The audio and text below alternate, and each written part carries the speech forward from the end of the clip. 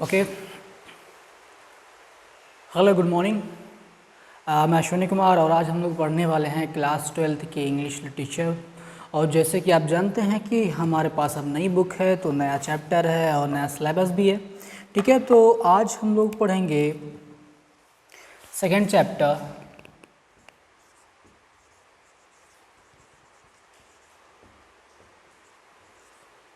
English 12th। आज हम लोग पढ़ेंगे सेकेंड चैप्टर,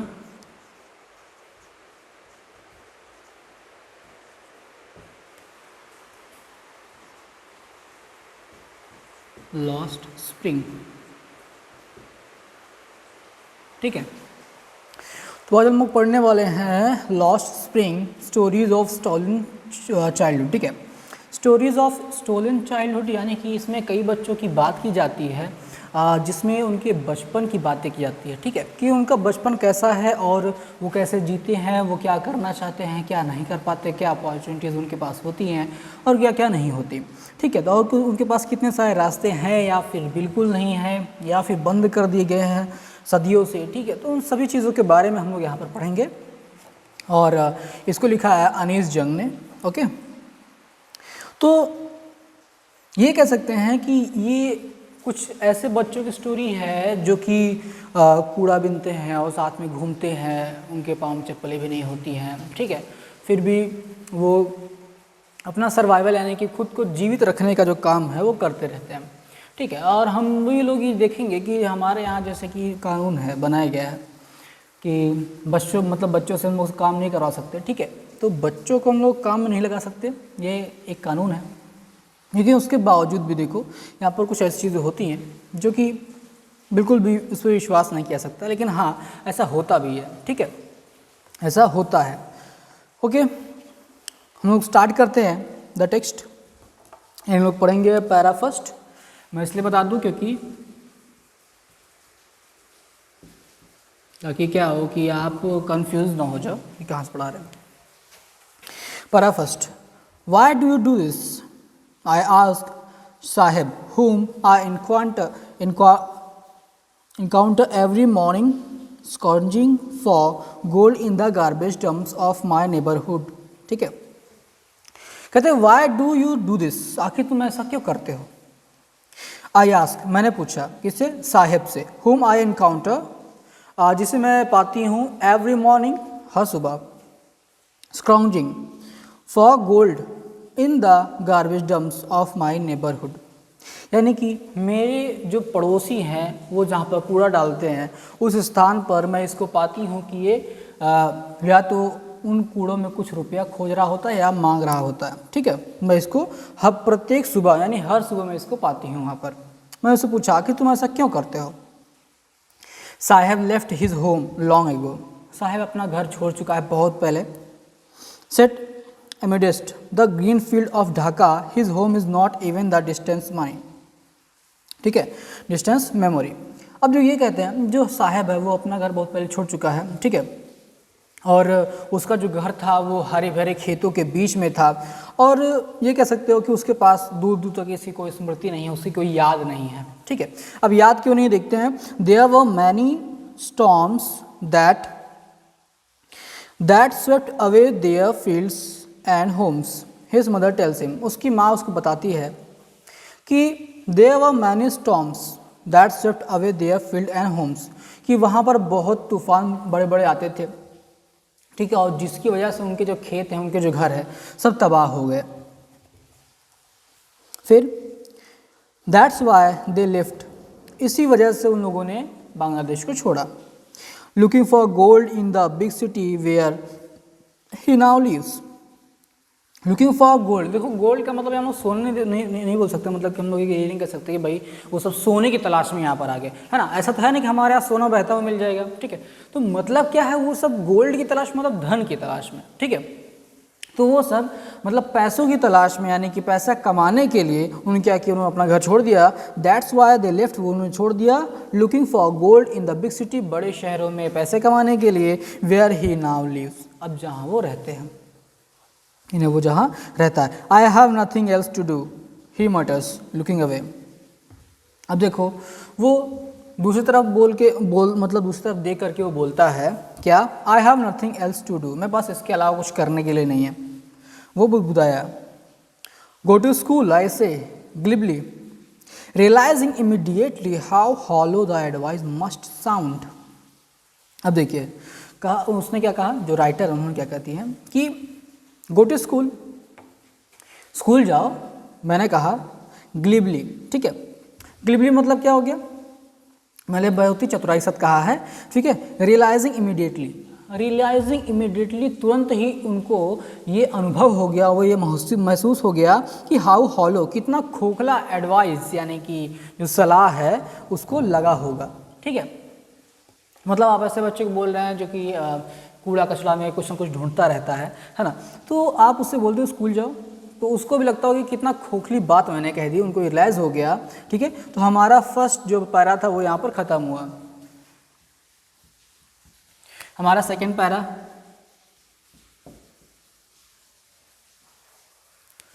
देखो इसमें कई बच्चों की बात की जाएगी, ठीक है। तो अभी तो ये सिर्फ साहब की बात हो रही है। फिर there is no school in my neighbourhood, when they build one I will go. अब साहब कहता क्या है कि मतलब मेरे पड़ोस में कोई स्कूल नहीं है, जब वो बन जाएगा या फिर जब वो बना लेंगे, एक भी स्कूल अगर बनता है, आई विल गो, तो मैं वहाँ जाऊँगा। If I start a school will you come, I ask half joking, यानी कि मैंने थोड़ा सा मजाक करते हुए उससे पूछा कि अगर मैं अपनी स्कूल स्टार्ट करूँ तो क्या तुम आओगे, ठीक है। Yes he says smiling broadly, वो मतलब मुस्कुराते हुए बोला हाँ ज़रूर। A few days later I see him running up to me, अब कुछ दिनों के बाद मैंने उसको देखा कि वो दौड़ते हुए मेरे पास आ रहा है, ठीक है। और फिर वो आया, इज़ योर स्कूल रेडी, क्या आपका स्कूल तैयार है। It takes longer to build a school I say, मैंने कहा कि स्कूल बनने में काफ़ी वक्त लग जाता है।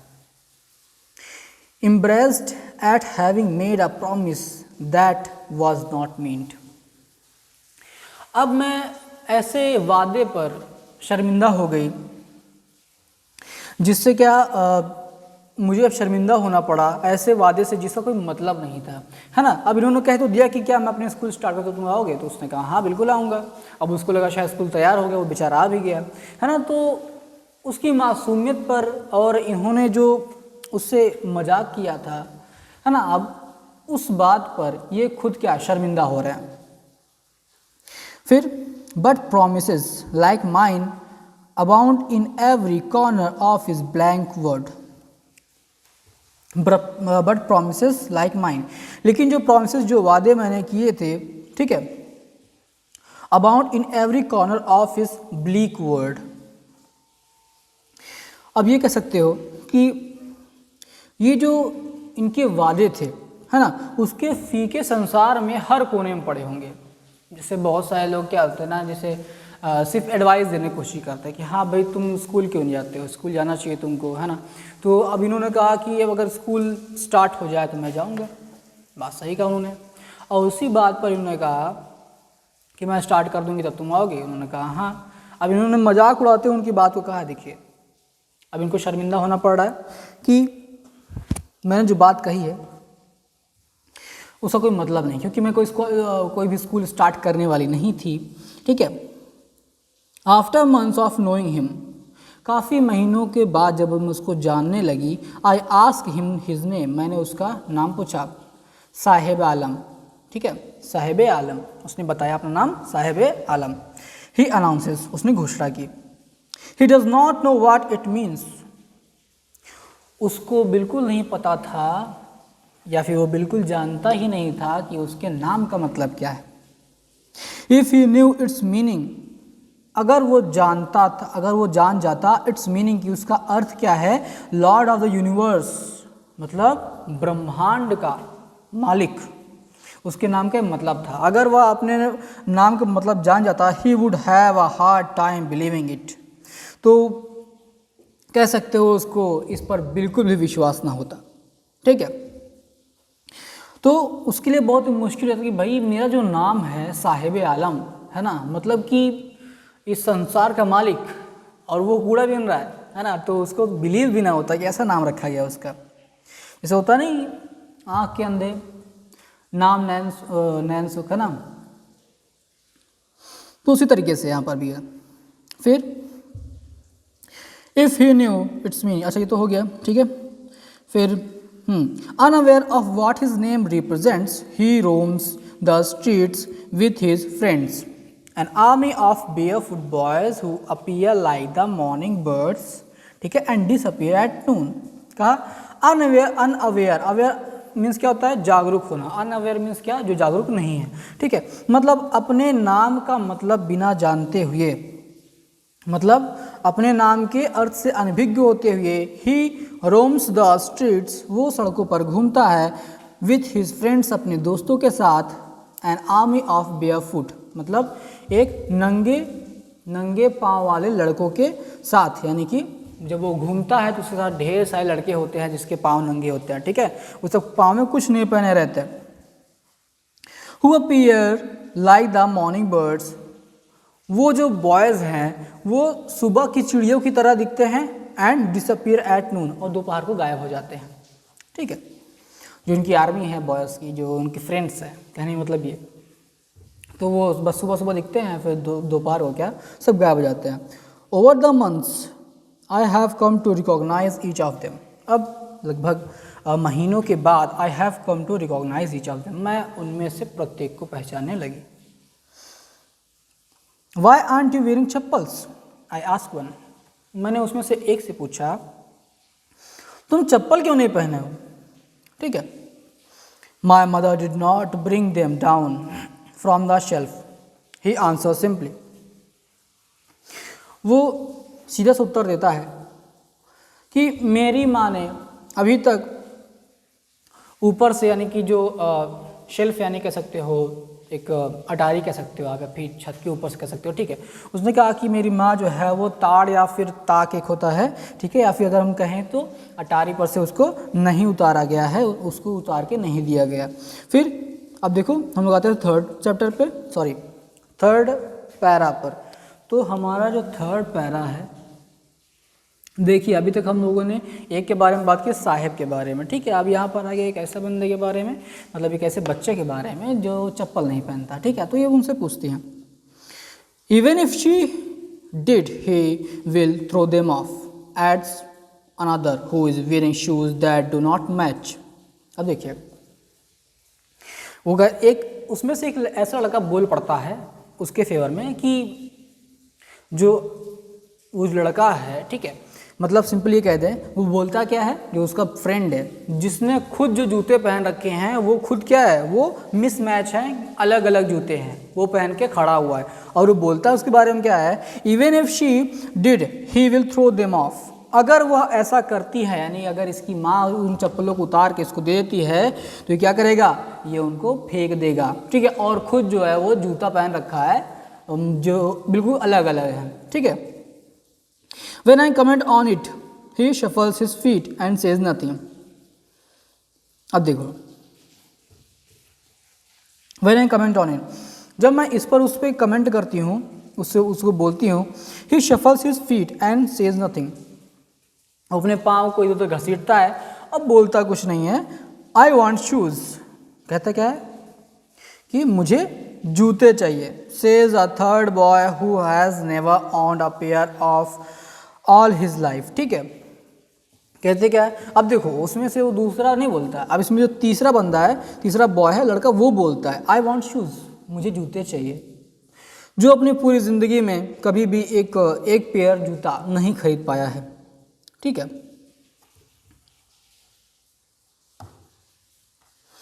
अब देखो, travelling across the country I have seen children walking barefoot in cities on village roads.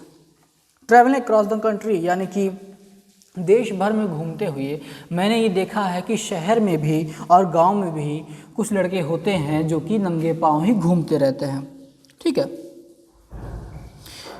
It is not lack of money but a tradition to stay bear foot.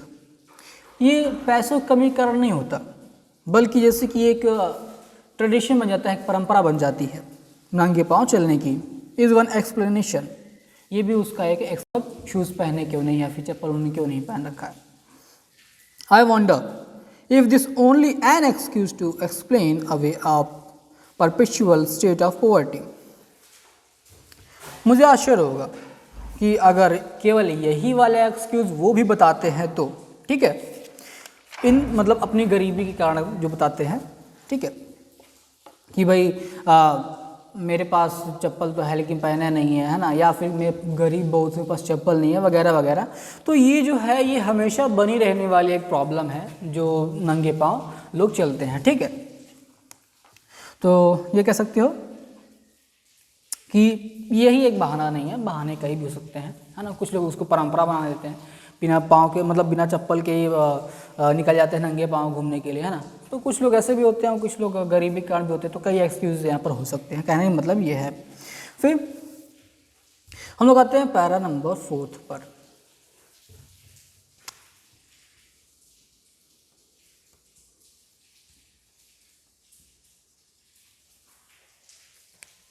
ठीक है, पैरा नंबर 4 हम लोग आते हैं। I remember a story a man from Udupi once told me. मुझे एक story याद आती है जो उदुपी में एक व्यक्ति ने मुझे सुनाई थी। As a young boy he would go to school past an old temple. ठीक है, एज अ यंग, जब वो छोटा लड़का था, यंग बॉय ही वुड गो, वो जाता था कहाँ, अपने स्कूल जाता था, पास्ट एन ओल्ड टेम्पल, वो क्या, वो एक मंदिर के बगल से होकर गुजरता था, ठीक है। Where his father was a priest, जहाँ पर उसके जो पिता थे वो प्रीस्ट थे यानी पुजारी थे। ही वुड स्टॉप ब्रीफली, वो थोड़ा सा रुकता, at the temple and pray for a pair of shoes, वो उस मंदिर के सामने थोड़ा सा रुकता और भगवान से प्रार्थना करता कि हे भगवान मुझे चप्पल दिला दो, ठीक, या फिर शूज़, मतलब वो प्रेयर क्या करता कि भगवान मुझे जूते दिला दो, है ना। 30 years later I visited his town and the temple। अब देखो 30 years later, 30 साल के बाद I visited, मैं गई, his town, उसके शहर में, and the temple, उस मंदिर में भी, which was now drowned in an air of desolation। ठीक है, ये कह सकते हो कि वो जो मंदिर थी, ठीक है, और कह सकते हो पूरा लगभग उजड़ सा गया था, है ना, मंदिर और जो वहाँ जो शहर था लगभग उजड़ सा गया था। और कह सकते हो अब जहाँ पर एक नया पुजारी रहता था, ठीक है, इन बैकयार्ड, कहा क्या, एयर ऑफ डिसोलेशन, जहाँ पर मतलब सब कह सकते हो डिस्ट्रॉय लगभग हो गया था। इन द बैकयार्ड, उसके पीछे, where lived the new priest, उस मंदिर पीछे जहाँ पर एक नया पुजारी रहता था, ठीक है।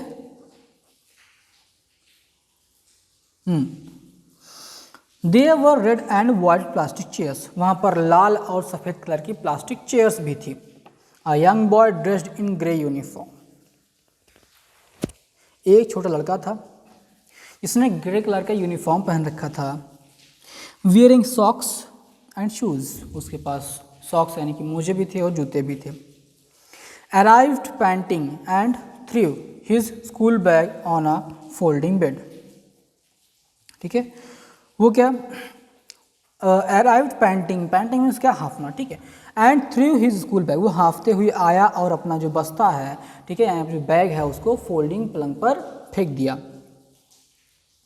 लुकिंग एट द बॉय, लड़के को देखते हुए, remember the prayer another boy, उस लड़के को देखते हुए मुझे वो प्रेयर, वो प्रार्थना याद आ गई जो दूसरा लड़का करता था, किससे, had made to goddess when he had finally got a pair of shoes।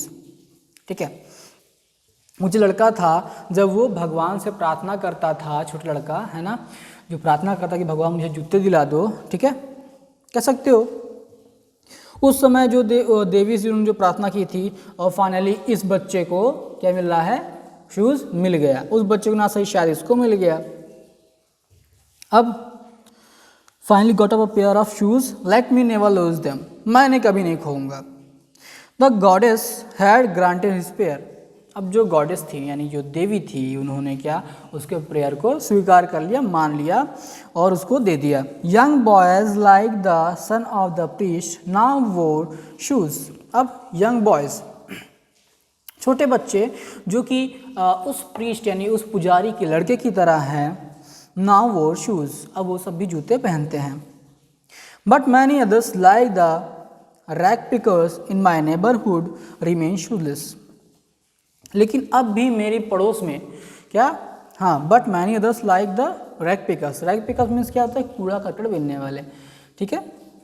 तो बहुत सारे ऐसे कूड़े करकट बीनने वाले जो बच्चे हैं मेरे नेबरहुड में, यानी कि मेरे ही पड़ोस में, है ना, वो आज भी क्या, शूज़लेस है, आज भी उनके पास जूते नहीं हैं। यहाँ पर वो जो पुजारी जो लड़का था, ये कह सकते हो कि समय के साथ साथ उनका थोड़ा सा ग्रोथ हुआ और अब उनके बच्चे जो हैं तो शूज़ पहनना शुरू कर दिया। लेकिन जो कूड़ा बीनने वाले बच्चे हैं वो आज भी क्या, आज भी उनको शूज़ नहीं मिलता है, बल्कि वो आज भी नंगे पाँव ही पूरा काम करते हैं, ठीक है। दिन भर यहाँ वहाँ घूमना, जो भी काम करना है, कूड़ा बीनना, है ना, वो सारी चीज़ें क्या वो आज भी नंगे पाँव ही करते हैं। अब हम लोग आते हैं 5th पर,